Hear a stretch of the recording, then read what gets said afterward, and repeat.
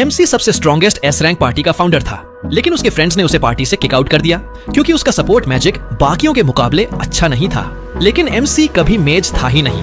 वो अब अपनी असली स्किल और पैशन यानी सोर्ड्समैनशिप पर वापस लौटने का फैसला करता है ताकि वो सबसे ग्रेटेस्ट एडवेंचरर बन सके। एमसी अकेला डंजन में एमलेसली घूम रहा होता है, खुद से थक चुका सा लग रहा था। तभी एक डीमन रैट दिखता है। वो अपना सोर्ड निकालता है जो शायद सालों से इस्तेमाल नहीं हुआ था। वो मॉन्स्टर की तरफ मुड़ता है और एक क्लीन स्ट्राइक में उसे काट गिराता है। उसे लगता है कि सोर्ड इस्तेमाल न करने से वो थोड़ा रस्टी हो गया है। ये देखकर डंजन के बाकी रैट्स उस पर अटैक करने के लिए रश करते हैं, लेकिन ये क्रीचर्स एमसी के लिए कुछ भी नहीं थे। वो हीरोज पार्टी का क्रिएटर था। क्विक 1-2 से वो सारे रैट्स को मार डालता है। डंजन फ्लोर पर बिखरे कोर्स देखकर वो सोचता है शायद वो उतना आउट ऑफ शेप नहीं है जितना लगा था। सोलो सोर्ड्समैन के तौर पर अभी भी होप है, लेकिन पलटते ही एक ग्रुप ऑफ गॉब्लिन्स उसे सराउंड कर लेते हैं। ये डीमन रैट्स से काफी स्ट्रॉन्गर थे। एमसी कोई चांस नहीं लेना चाहता। वो अपना सपोर्ट मैजिक खुद पर यूज करता है। स्ट्रेंथ बूस्ट, थोड़ी देर के लिए टैंकियर बन जाता है और सोर्ड ज्यादा डेंजरस हो जाता है। गॉब्लिन्स अटैक करते हैं, लेकिन एस रैंक पार्टी में रहने की वजह से एमसी की स्पीड और स्किल्स इतनी शार्प थी कि वो सबको एक एक करके स्लॉटर कर देता है। वो सोचता है मैंने कभी अपना सपोर्ट मैजिक खुद पर ट्राई ही नहीं किया था। ये कितना ओवर पावर्ड लग रहा है। पहली वेव खत्म होने के बाद वो गार्ड डाउन करने वाला था, लेकिन दूसरी वेव आ जाती है। एन्चेंटमेंट जल्दी खत्म होने वाला था। वो हेड फर्स्ट जंप करता है, सारे गॉब्लिन्स को स्लैश करता हुआ चेस करके आखिरी वाले को हेल्प भेज देता है। एन्चेंटमेंट खत्म होता है। एमसी रियलाइज करता है कि स्पेल सिर्फ 3 मिनट्स कॉम्बैट के लिए काम करता है। टाइमिंग और यूसेज में केयरफुल रहना पड़ेगा। तभी तीसरी वेव आती है। Never ending goblins full speed से रश करते हैं। एमसी फिर ओवर पावर करता है और एक एक करके मारता जाता है। एन्चेंटमेंट खत्म होने वाला था, तो वो लास्ट मोमेंट में स्पेल फिर यूज करता है और बाकी गॉब्लिन्स को फिनिश कर देता है। आखिरी गॉब्लिन की आंखों में लाइफ जाते देखते ही उसे वो इवनिंग याद आ जाती है। ओलिवर, एन और डर्क उसके स्टडी में आए और स्ट्रेट कहा कि वो हीरोज पार्टी से किक आउट कर रहे हैं। एमसी शॉक्ड हो जाता है। ओलिवर से पूछता है ये क्या बोल रहे हो? हम बेस्ट फ्रेंड्स थे।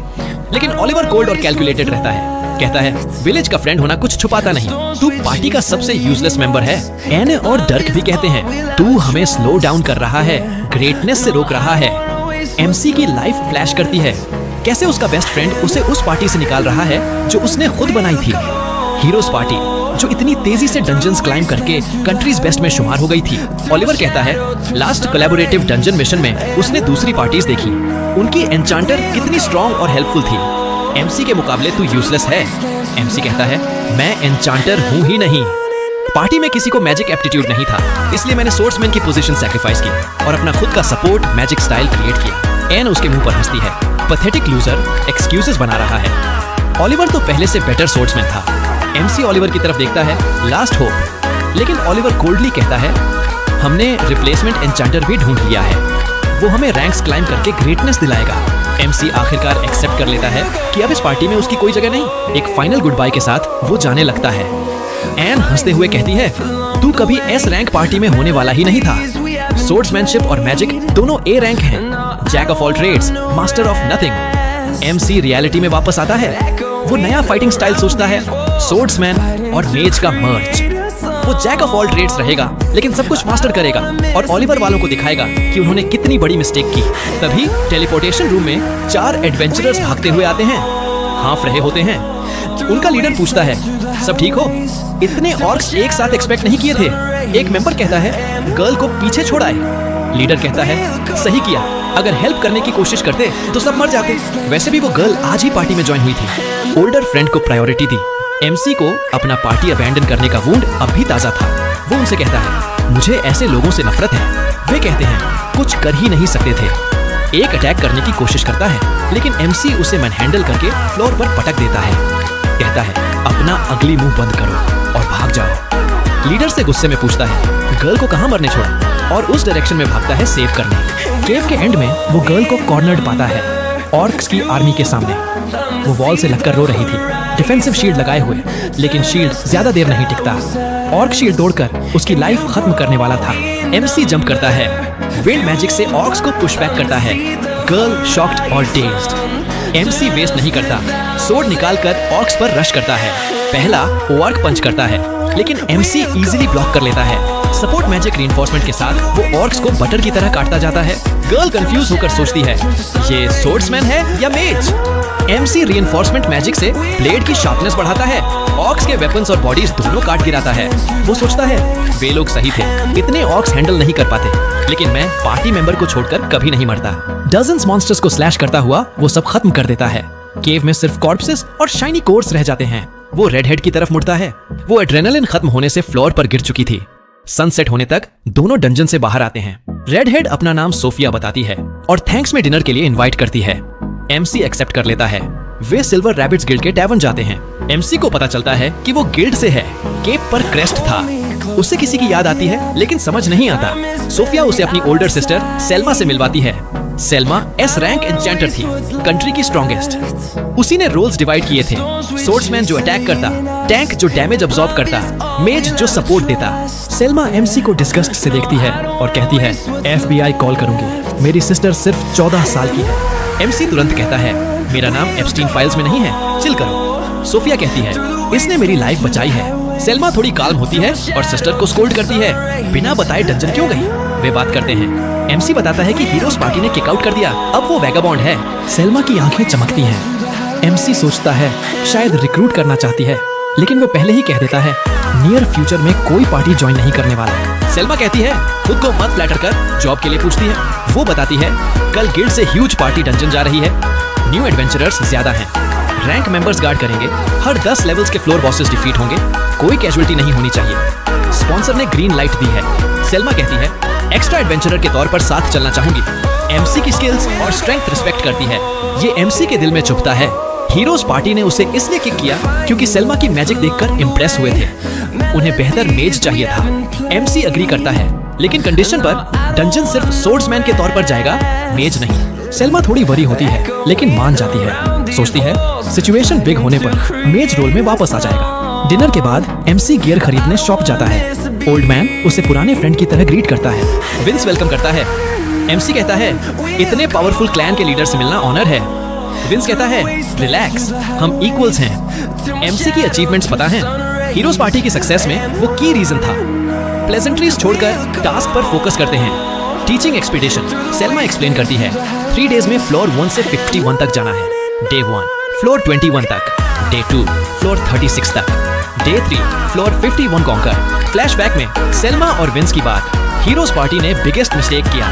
MC के बिना वे उतने स्ट्रॉन्ग नहीं रहेंगे। MC का सपोर्ट मैजिक रॉ में टॉप नहीं, लेकिन कास्टिंग स्पीड 4 गुना फास्ट, ओरिजिनल स्पेल्स, सिचुएशन समझने और क्रिस्प डिसीजंस अनमैच्ड। सेल्मा कहती है 10 parties of rookies, 5 escorts including Selma और MC।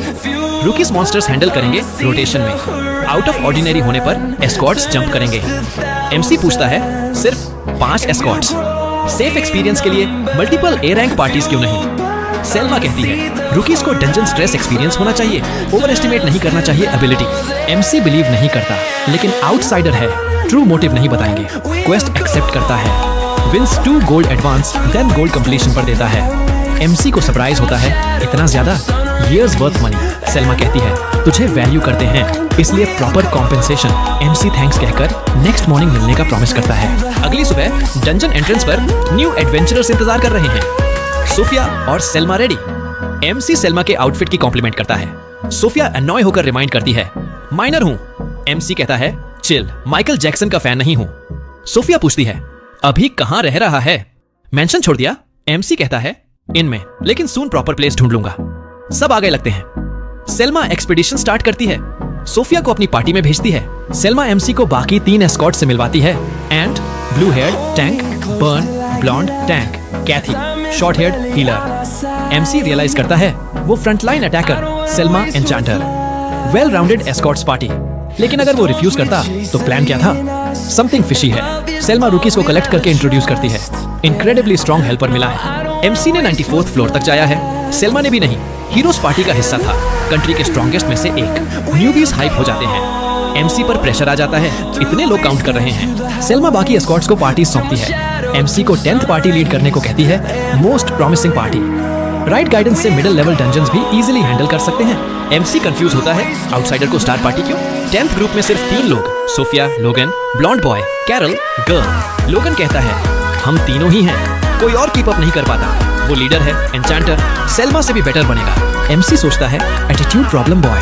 कैरल टैंक है लेकिन कोई आर्मर नहीं। एमसी पूछता है डंजन में पहनेगी?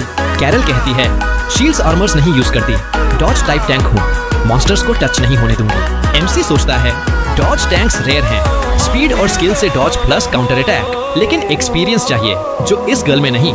लोगन कहता है क्लैन ने कई बार नॉर्मल टैंक एक्ट करने को कहा लेकिन इग्नोर कर दिया। एमसी रियलाइज करता है स्टार पार्टी लेकिन प्रॉब्लम पार्टी भी। एस्कॉर्ट्स इसे अवॉइड करना चाहते थे। एक्सपीडिशन स्टार्ट होती है। कैरल बकबक करती रहती है पार्टी क्यों छोड़ी। एमसी को शट अप करने का तरीका नहीं पता। जर्नी स्मूथ चलती है। एमसी मैजिकल ट्रैप्स सेट करता है पीछे। लेसर मॉन्स्टर्स ऑटोमेटिकली हैंडल हो जाते हैं। 20th फ्लोर पर पहुंचते हैं। एमसी को पार्टी की बेटर आइडिया हो जाती है। लोगन ऑल टॉक नहीं, सब्सटैंशियल स्किल्स एन्चेंटर के तौर पर ए रैंक लेवल ऑपरेट कर सकता है लेकिन डायरेक्शंस देने में वीक। एन्चेंटर के लिए important. Carol super fast, dodge type के लिए जरूरी, लेकिन प्रॉब्लम्स बिना सोचे मॉन्स्टर्स पर रश करती है। डिफेंड प्राइमरी रोल होना चाहिए। Weapon 2 tiny daggers, style fit करता है लेकिन डिस्ट्रक्टिव पावर कम पड़ सकता है। सोफिया रॉ टैलेंट में वीकेस्ट लेकिन रुकी से ऊपर, मेजर फ्लॉज नहीं, most rounded. Level 20 floor boss Escorts defeat करते हैं। आईडी कार्ड्स रजिस्टर करके डे 1 गोल, फ्लोर 21 कंप्लीट। नाइट रेस्ट के लिए बाहर। अगली सुबह एमसी न्यूज़पेपर देखता है। फ्रंट पेज पर उसकी फोटो। हीरोज पार्टी ने ऑफिशियली डिक्लेयर किया, एमसी को किक आउट कर दिया, न्यू एन्चेंटर हायर कर लिया। ये एमसी को एक्सपेक्टेड से ज्यादा हिट करता है लेकिन कुछ कर नहीं सकता। डंजन एंट्रेंस की तरफ जाता है, सोचता है रुकीज हेडलाइन पढ़कर कंफ्यूज होंगे। सेल्मा ने हीरोज पार्टी वाला हाइप किया था, अब ट्रूथ सामने। रास्ते में blue heard girl Luna, heroes party की हीलर, रोकती है। एमसी को याद आता है लास्ट डेज में सब कोल्ड थे लेकिन लूना हमेशा स्माइल करती और हेल्प करती थी। किक आउट के दिन वो एरेंड पर थी वरना इतना इजी नहीं होता। लूना हाथ पकड़कर बेग करती है, वापस आ जा, पार्टी को समझा दूंगी कितना नीड करते हैं तुझे। ग्रेट डंजन क्लियर करने का प्रॉमिस याद दिलाती है। एमसी गुस्से में कहता है प्रॉमिस तीनों ने मिलकर किया था इंक्लूडिंग ऑलिवर, उसी ने किक आउट किया। वुंडेड हार्ट से कहता है कभी वापस नहीं जाऊंगा उस पार्टी में। डंजन एंट्रेंस की तरफ बढ़ जाता है। स्टोरी यहाँ खत्म होती है। एनर्जी पूरी चेंज हो चुकी थी, अब सब कुछ बदल चुका है। साफ दिख रहा है कि यहाँ हर सिंगल पर्सन ने आज का न्यूज़पेपर ऑलरेडी देख लिया है। न्यूबीज आपस में बात कर रहे हैं कि एमसी अब हीरोज पार्टी में नहीं रहा। लोगन सोच रहा है